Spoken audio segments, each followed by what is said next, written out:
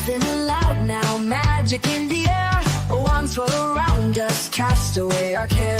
Friends in the hallways, adventures we find. Spells and enchantments, trouble on our mind. That's so wizardful. A new class action lawsuit accuses Hasbro of misleading investors. Also, Wizards of the Coast did exactly what it said it was going to do, and people are upset. What? Good morning and welcome to another exciting episode of That's So Wizards. That's So Wizard is filmed live in front of a studio audience consisting of Steve the Cat. Hey, we got a ton of news from Wizards of the Coast today. None of it good.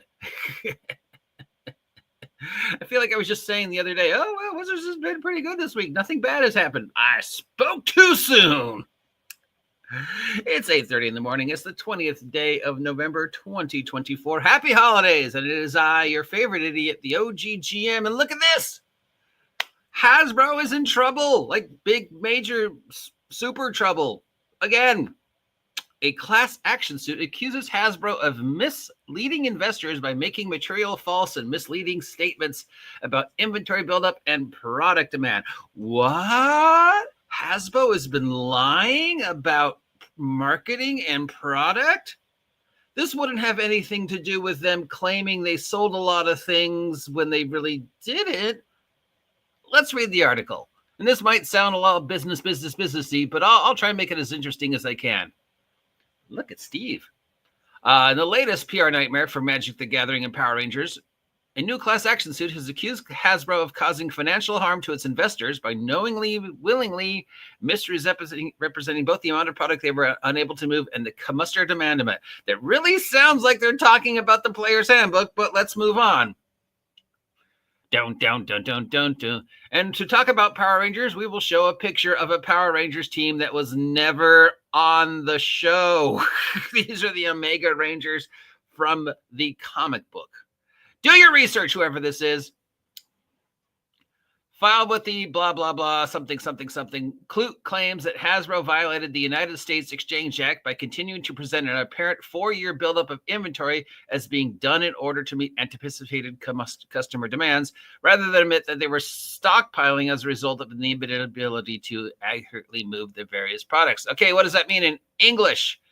Hasbro was saying, hey, we are charging to make all this stuff because we have a huge demand for all this stuff. So that justifies us having all this stuff. But what actually these guys are claiming is, no, you are stockpiling all the stuff because you have no demands for the stuff and you can't sell it. You're lying to us. Moving on, something. The defendants represented this rising inventory levels reported in the company's periodic financial reports filed with the SEC during the class period reflected outstanding anticipated demand rather than excess supply that outpaced warning demands, reads the lawsuit. As initially tracked down and shared by Polygon, defendants' class period represented that Hasbro's inventory were of high quality and appropriate levels were false.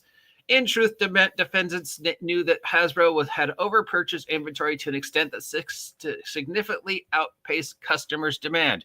And then we have a picture of the doctor, which again has nothing to do with this article. Whoever you are bounding into comments, the art should represent what you're talking about, but whatever. To this end, the pensions funds attorneys continued. Hasbro has made maternally false and misleading statements and omissions and engaged in a scheme to deceive the market. In doing so, artificially inflated the price of Hasbro's common stock. It operated as a fraud or deceit on all investors who purchased stock between 2022 and 2024. Okay, what does that mean again in English? Basically, Hasbro's been lying to its investors, like me. Hasbro's been padding the numbers in those quarterly reports.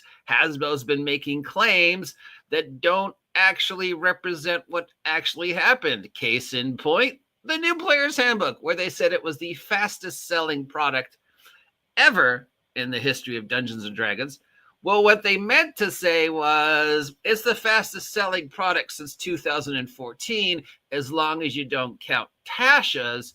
And what they were saying is, hey, we violated street date by a month but we're counting the stuff we sold at Gen Con a month ago as stuff we sold today. Therefore, we can technically say we sold a whole bunch of stuff today. When was happened was no, you didn't. You're also counting pre-orders as things you sold, even though you don't have those pre-orders fulfilled yet because they're lying in a warehouse because you claimed you were buying all these to fulfill orders that you didn't actually have. Or to make it even simpler, Hasbro lied. Blah, blah, blah, blah, blah, blah, blah, blah, something, business, numbers. What is the end result of this comes through? And here's a picture of Luke and Baby Yoda, who were together in like 2 scenes. And again, the art does not represent the article.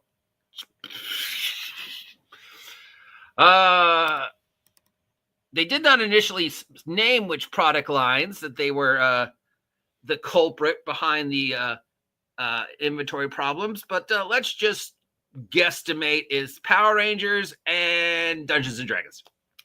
Power Rangers because they claim they can't sell Power Rangers, and we know that they're selling off the entire stock of all the stuff they've collected over the years making the show, and Dungeons and Dragons for reasons that I just claimed.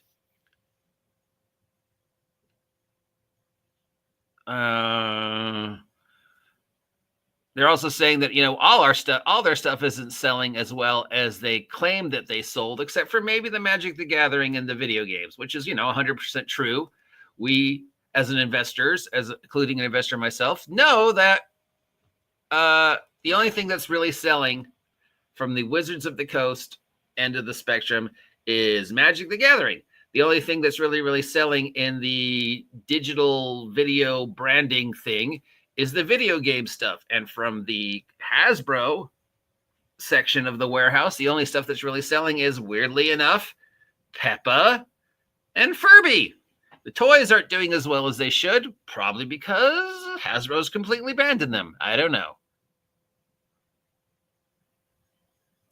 We are, in return, seeking contemporary damages with interest for the financial loss caused by Hasbro, the payment of all plaintiffs' legal fees and other further relief as the court may deem just and proper. Seeking said relief, or aforementioned law firm has requested the case play out in a trial by jury. However, as of writing, a trial date has not been set. Hasbro has yet to offer any public comment on the lawsuit. I'm sure they'll comment like, no, that didn't happen. We totally didn't pad the numbers. Name an IP.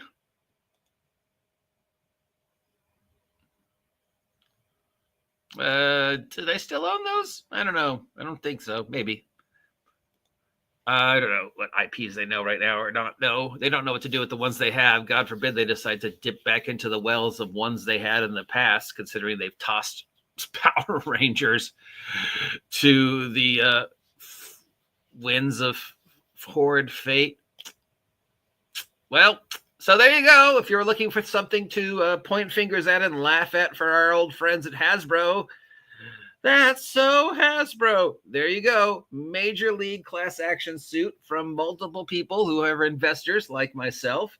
It'll either be settled out of court for a lump sum or they'll do the little song and dance with lawyers. But if everything about class action suits, it's not really about anything other than lump sums of money to be divided amongst all the investors, and more so lowering the respectability of the company in question, which, class action suits against major corporations is like me making a sandwich. It happens all the time. Nobody really cares, except unless you're an investor or a potential investor who is watching the stock exchange going, wow, Hasbro just took a huge hit financially. That means stock's going to drop. Is this a good time to buy or is this a good time to sell? And how is this huge financial thing going to affect net worth going into Q1 of 2025? Probably not good. Maybe, again, you shouldn't have violated street date and lied about how many copies of the Player's Handbook you actually sold. Speaking of the Player's Handbook, segue, and the new DM's Guide, segue. Let's segue.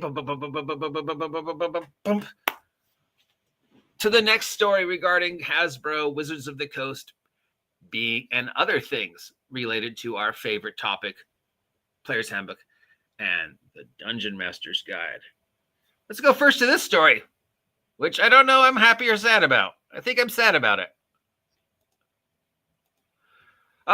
So has Kobold Press, who up till 20 minutes ago was probably the #1 competitor for the 5e market, with their Tales from the Valiant and all their amazing third class 5e stuff that they've been making for the past 10 years, dunked on the upcoming Dungeon Master's Guide.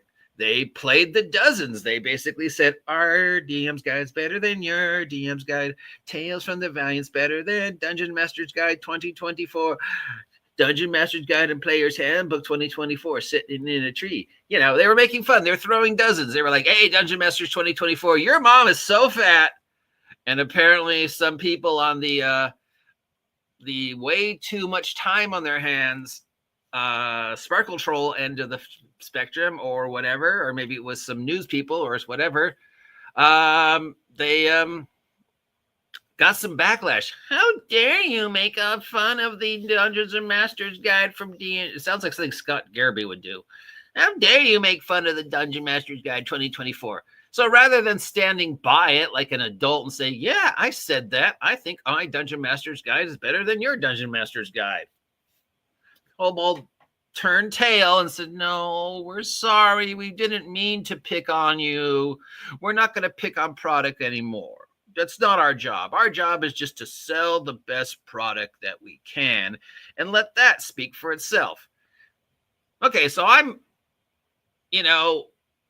throwing shade is not new, and companies throwing shade against each other is not new. It can either be done very seriously, it can be done tongue-in-cheek, or it can be done outright silly, like the two lumber mills in Van Nuys that have had the long history of the competing signs, right? For those of you who know what I'm talking about, that's throwing shade, tongue-in-cheek. But sometimes it can get very serious and lead to actions and lawsuits. But this really sounds like Kobold was throwing the dozens, and people called them out for saying their Dungeon Master's Guide was better than the Dungeon Master's Guide 2024 from Wizards of the Coast, which, let's face it, it is better than the Dungeon Master's Guide for 2024. And rather than stick to their guns and say, yeah, fight me, they went, oh, no, we're sorry. We're never going to talk bad about other companies again. So you got to lose a little respect for them for not standing up to, to their statement. Because if I'm going to make a statement that I say, hey, I don't think the 2024 Dungeon Master's Guide from Wizards of the Coast is that great, I'm going to stand by it because I know there's better. And I have to assume that the one that from Tales from the Valiant is as good as, if not better than, the 2024 Dungeon Master's Guide from Wizards of the Coast. I don't know if this means they're just like admitting defeat or whatever, but let's just give them a little credit before we completely dump on Kobold Press for doing this. In their apology, they did snidely say basically the following: we're not going to pick on the Dungeon Master's Guide anymore. We leave that to you guys. We leave that to you guys. So that's basically what they said in their apology. It's not our job to make fun of the Dungeon Master's Guide from Wizards of the Coast. We're just going to talk about our stuff. It's your job to make fun of the stuff that's coming out of the 2024 Dungeon Master's Guide and compare it to our stuff. So they're going to let us do the job of saying what we feel about the 2024 Dungeon Master's Guide. Now, so far, the general consensus regarding the 2024 Dungeon Master's Guide, as we said last week, is meh. It's fine. It's the McDonald's of Dungeon Master's Guide. It does its job. It's not great. It could be better. One outstanding thing is the fact that multiple people have said there's no actual section on rules or how to play or anything. The one thing that a dungeon master needs to do is tell me how to be a dungeon master. Yeah, did they though? I mean, they said they were sorry, but they also said, no, it's your guys' turn to make fun of them. We've already done it. We've put the ammo out. Now you guys run with it. Still, yeah, they shouldn't. I think they should have stuck by their guns. You know, if you're gonna throw this, if you're gonna throw shade, stick by it. Stick by it. So yeah, the general consensus regarding the Dungeon Master's Guide is it's fine. It exists. It's okay. It's not. It's apparently better than the 2014 Dungeon Master's Guide, which is not saying that much. You know, it's macaroni and cheese. It's a burger from Burger King. It's there. It does its job. If you've never, ever played before and are completely unaware that there are other better product out, you sure pick it up if that's the version of D&D you're going to play. It's okay. It's fine. Except for one little thing that seems to have gotten a bunch of people upset, and that's it. Basically, one of these times when I'm going to say, what? So over the past couple days, there have been multiple comments about the lack of racial diversity in the artwork and the description in the player's handbook and the DM's guide. Some of the YouTubers has commented on the fact that there's very few white men pictured in the new player's handbook and DM guide. Another individual talked about how there is no more real half races, and in a desperate attempt to virtue signal diversity, because we know one of the big things that Wizards of the Coast claims that there was a total lack of diversity in the hobby until they came along and saved us in 2014. And they're continuing to save us in 2024, that in order to embrace the diversity of the product base, they have taken all diversity away and made each of the races basically a gray blob that you can pick and choose what little parts you want to make your specific. They've GURPSified D&D. Instead of getting a mountain dwarf or a drow elf or a stout halfling, you get Mr. Potato Head dwarf, and then you go through the selection of feats and abilities to build your specific dwarf. There's no dwarf culture anymore. There's no elf culture anymore. You're just blah. And none of them are white. They're all multicolored, racially, gender diversity, and you know, that's upset a lot of people. It's led a lot of people that Wizards of the Coast has done this. I will mind you, though, that Wizards of the Coast said they were going to do this multiple times. They said they were going to do this at the beginning of this year. They said they were going to do this all last year. They said they were going to do this the year before, and the year before that, and the year before that, and the year before that, and the year before that. In fact, going all the way back to 4th edition, Wizards of the Coast has made their plans for the lack of diversification in the name of diversity for Dungeons and Dragons plain as the nose on my animated face. At no point in time in the past 15 years have they said otherwise. They made it perfectly clear to each and every one of you the goals for the 2024 Player's Handbook in regards to artwork, representation, and how they were going to present the races. In fact, we could go through the multiple videos yours truly has made about Wizards of the Coast telling us that in the future, Dungeons & Dragons is just going to feature the GURPSification of the hobby, where they just give you a Mr. Potato Head. Here is your carbon-based, vaguely humanoid life form. Build it as you wish. Here's a bunch of options. There's no more cultures. There's no more races. There's no more species. Every dwarf is the same until you make it different.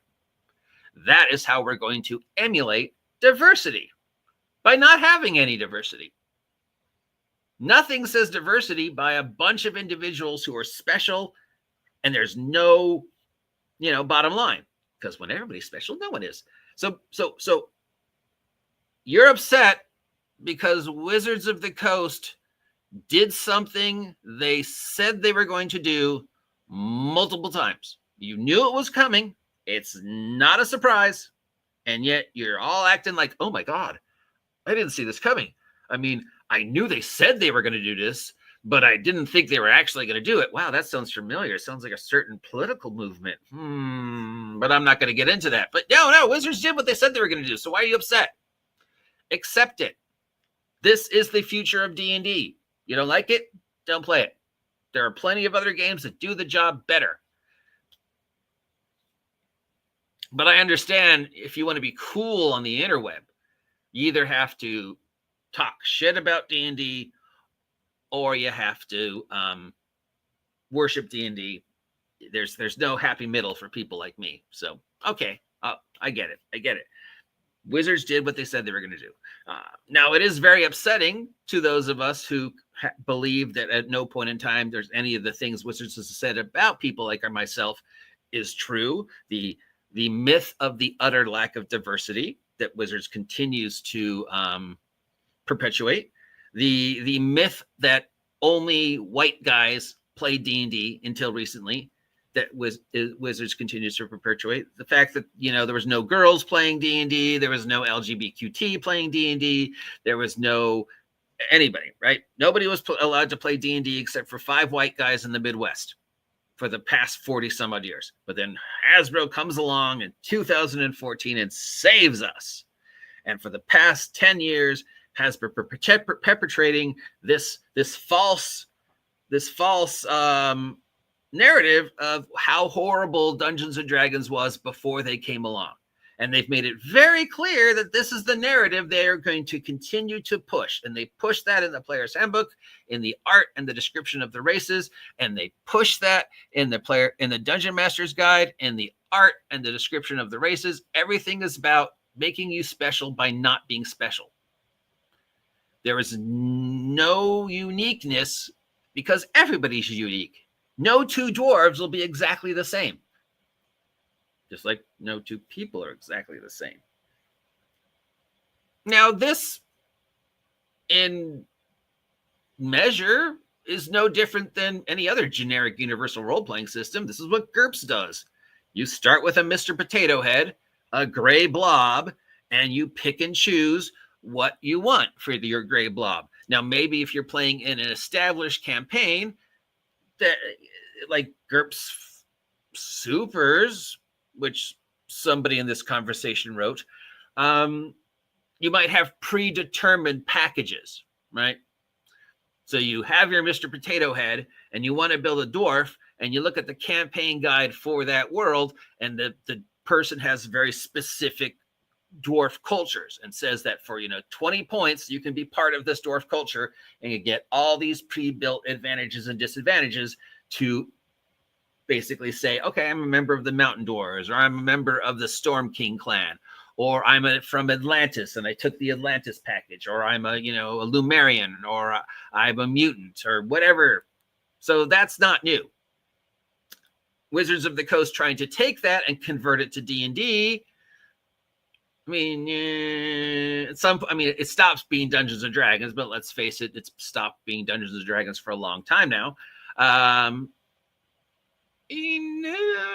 can see it as an optional rule, but for the core, you need to have more than just Mr. Potato Head. Now, we don't know what products coming down the line in regards to actual world building. In fact, we're not sure there's going to be any actual worlds. We have heard rumors of a new Forgotten Realms book coming out sometime next year, but other than that, we don't really know much about what to expect. So maybe we will have very specific Forgotten Realm dwarves in that. And when they do the Ravinica book, we'll have the very specific Luxadorians in that. And when they do the, whatever else, Ravenloft for the 87th time, we'll have very specific packages for that.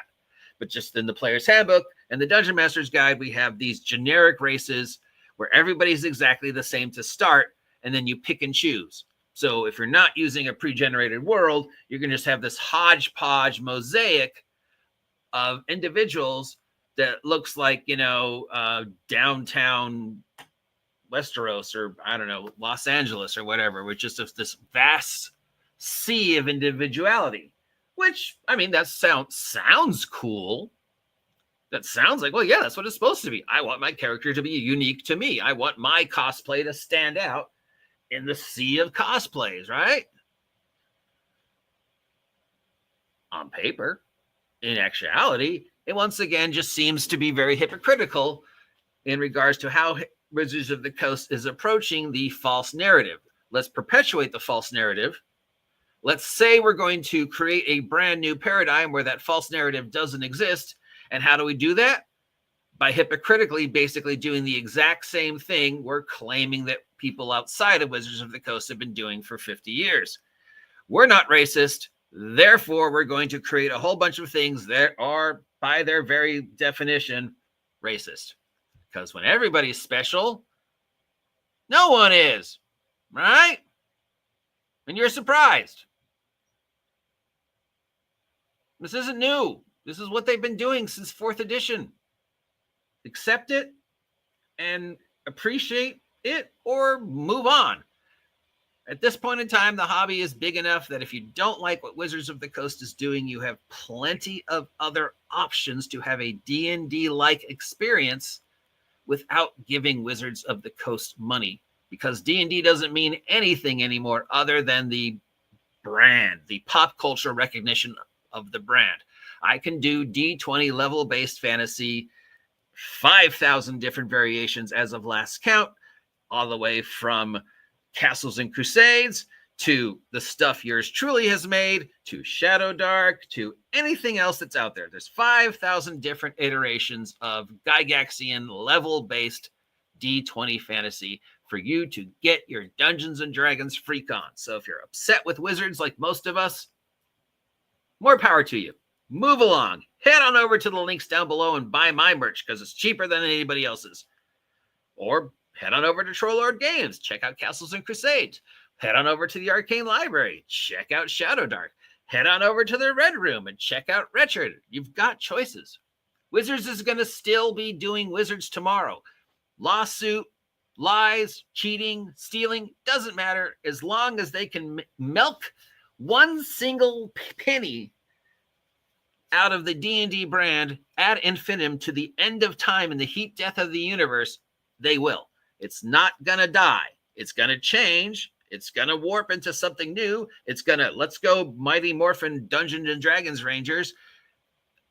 And that's what is going to happen as long as it continues to make Wizards the illusion of making money. So the fact that they've changed it and there's no white dudes and, oh my God, they did what they said they're going to do. Well, that's to be expected. That's what we knew it was coming. That's what they told us that they were going to do. That's not new. That's not different. In fact, I would go on to say that that's so Wizards!